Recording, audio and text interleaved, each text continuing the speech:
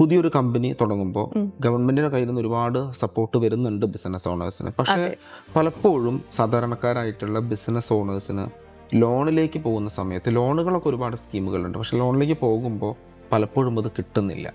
അതോ അതിൻ്റെ അറിവില്ലായ്മ കൊണ്ടാണോ, അതോ പ്രോപ്പർ ചാനലിലൂടെ പോകാത്തത് കൊണ്ടാണോ ആ ലോണ് കിട്ടാത്തത്? അതിനെന്തെങ്കിലും ക്രൈറ്റീരിയകളുണ്ടോ? ഒരു കാര്യം, പ്രോപ്പർ ചാനൽ ത്രൂ പോവാത്തതും ഒരു മാറ്ററാണ്.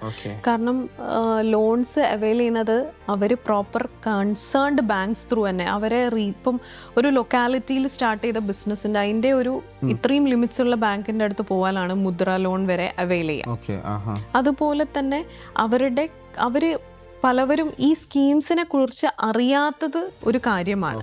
കാരണം ഇങ്ങനൊരു സംഭവം ഇപ്പം ഇന്ത്യയിൽ മാനുഫാക്ചറിങ് യൂണിറ്റ് ആയിട്ട് എന്ത് പ്രോഡക്റ്റും ചെയ്യുകയാണെങ്കിൽ make in India policy through നമുക്ക് സ്കീം അവൈൽ ചെയ്യാനുള്ള ഓപ്ഷൻ ഉണ്ട്. അപ്പം അതിന് ഗവൺമെൻറ് നല്ല പ്രൊമോഷൻ കൊടുക്കുന്നുണ്ട്. അപ്പം ഇതുപോലത്തെ അതായത് ലേഡി ഓൺടർപ്രണേഴ്സ് ആണെങ്കിൽ അവർക്ക് കൂടുതൽ പ്രൊമോട്ട് കൊടുക്കാനുള്ള ലോൺസ് ഉണ്ട്.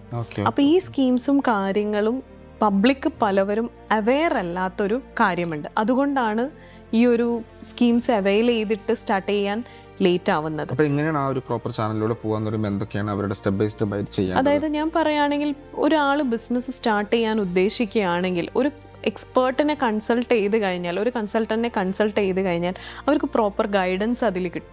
ഈ ചാനൽസ് ത്രൂ പോയാൽ അവർക്ക് ഈ സ്കീം അവൈൽ ചെയ്യാം. പ്ലസ് അവരുടെ രജിസ്ട്രേഷൻസും കാര്യങ്ങളും റെഡി ആവും ചെയ്യും.